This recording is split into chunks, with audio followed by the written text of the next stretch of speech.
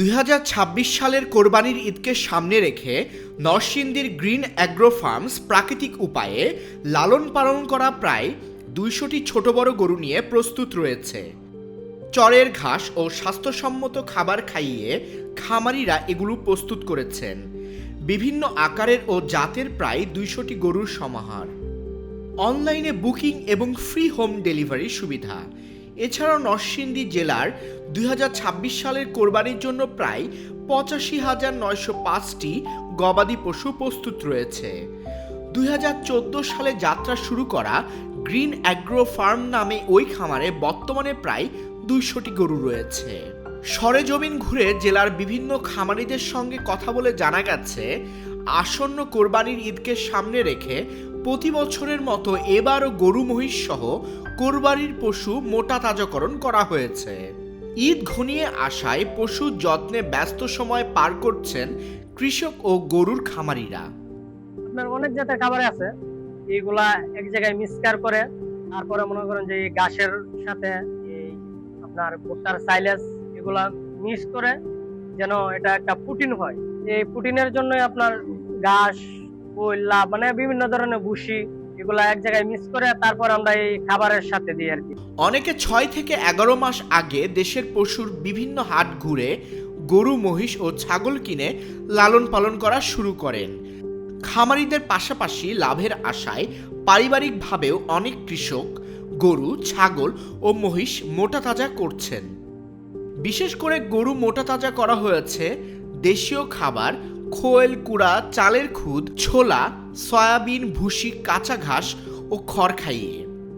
মানবদেহের জন্য ক্ষতিকারক ও পশুর জন্য ঝুঁকিপূর্ণ কোনো ওষুধ তারা গরুকে খাওয়ান না, কারণ তাতে গরুর জন্য মৃত্যু ঝুঁকি হতে পারে।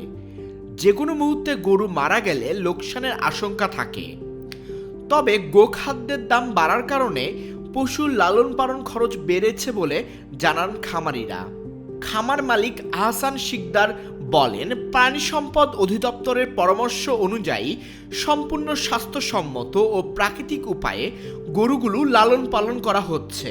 আমরা প্রতি বছর সম্পূর্ণ প্রাকৃতিক ঘাস এবং আমাদের নিজস্ব তৈরি দানাদার খাবারের মাধ্যমে আমরা কোরবানি উপলক্ষে গরু তৈরি করি। আমাদের মূল এই ফার্মিং বিজনেসে আসার উদ্দেশ্য হচ্ছে যারা আল্লাহর রাস্তায় কোরবানি করে তারা যেন সঠিক, সুস্থ, সবল এবং নিরাপদ মাংস সম্পন্ন পশুরা কোরবানি দিতে পারে। সেজন্য আমাদের এই কোরবানি প্রজেক্টে আসা। এই বছর আমরা প্রায় কোরবানি উপলক্ষে ২০০ গরু লালন পালন করেছি।